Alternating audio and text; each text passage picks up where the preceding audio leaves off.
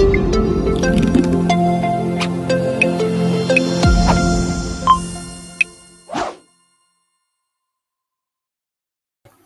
everyone, welcome back to our YouTube channel. In the previous video, we started learning about user interface of Power BI.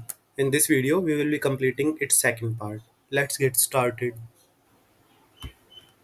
The data pane allows you to add data to your visualizations. It contains a list of tables and their respective columns and fields. The visualization pane is used to insert different charts and graph to the canvas.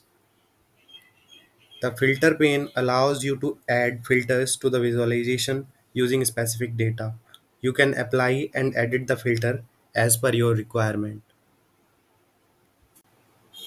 We are adding our Excel workbook from here. We will go to Get Data and choose the file. It will get opened soon.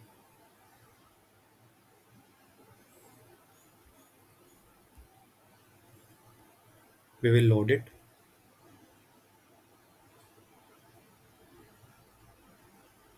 It gets loaded in the data pane. When we expand it, we can see the various fields here. After inserting a visual of our choice into our canvas, we can adjust its size and position as we like. And then we can drag and drop the fields from the data pane into the visualization pane to display data.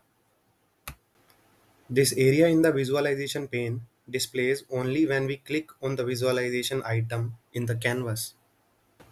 As you can see, there are various boxes to insert various fields. They are x-axis, y-axis, legends, small multiples, etc. You can also drag and drop a field to the legend box. It helps you identify data in the visualization as per specific criteria such as by name or donor type, etc. You can expand a field and see in the filter to further enhance the visualization. The filter pane will come quite handy. You will get acquainted with various functionalities of these panes in the upcoming sections. You can also collapse the panes by clicking the double arrows present above these panes. Above the ribbon, you have shortcuts for undo and redo. The file menu opens at left sidebar. Here we get options to open reports, save it, configure settings and various other things. And that's it. In the next video, we will complete the part 3 for user interface of Power BI. Thank you for watching. See you in the next one.